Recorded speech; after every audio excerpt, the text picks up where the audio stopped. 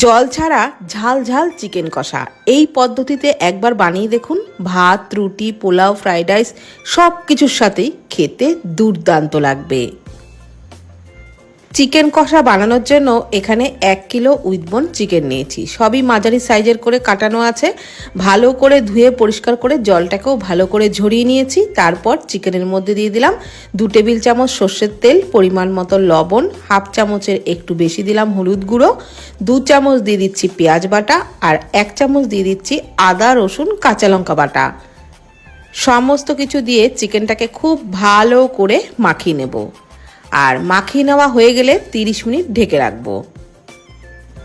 আপনাদের হাতে সময় থাকলে আপনারা 40-45 মিনিটও ঢেকে রাখতে পারেন, তাহলে আরও ভালো হবে। তবে 30 মিনিট মতন কিন্তু ঢেকে রাখতেই হবে। 30 মিনিট পর রান্নাটা শুরু করছি। তার জন্য কড়াইয়ে সর্ষের তেলের মধ্যে দিয়ে দিলাম গোটা গরম মশলা, 2টো তেজপাতা আর 1 চামচের একটু কম দিলাম চিনি। তেলের পরিমাণ আমি এখানে বললাম না, আপনারা যেরকম তেল খাবেন সেই বুঝেই দিয়ে দেবেন। আর অবশ্যই কিন্তু সর্ষের তেলেই রান্নাটা করতে হবে।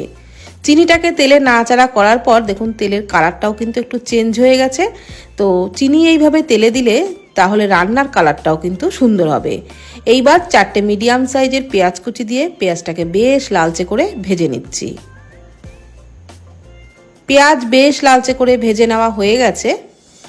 এখন আমি এর মধ্যে দিয়ে দিচ্ছি 2 টেবিল চামচ পেঁয়াজ বাটা।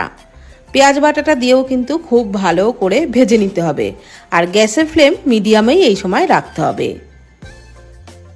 পেঁয়াজ বাটা আর পেঁয়াজ খুব ভালো করে ভেজে নিয়েছি, একদম কালচে হয়ে গেছে। এই সময় আমি দিয়ে দিচ্ছি আদা রসুন কাঁচা লঙ্কা বাটা, প্রায় 3 টেবিল চামচ মতো দিয়ে দিলাম।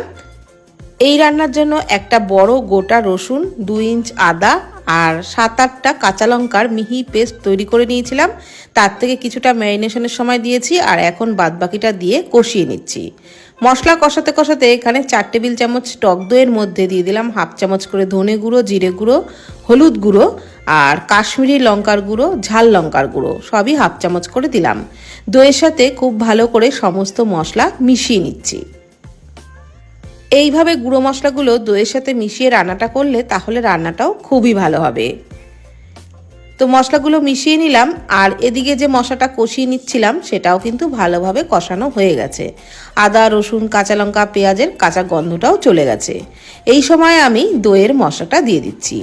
আর দইয়ের মশলাটা দেওয়ার সময় গ্যাসের ফ্লেম কিন্তু একদম লোতে রেখেই দিতে হবে। গ্যাসের ফ্লেম লোতে রেখে কিছুক্ষণ দইয়ের মশলাটা দিয়ে কষিয়ে নিতে হবে, তারপর মিডিয়াম ফ্লেমে কষাতে হবে। বাটিটা ধোয়া অল্প পরিমাণে জল দিলাম, তার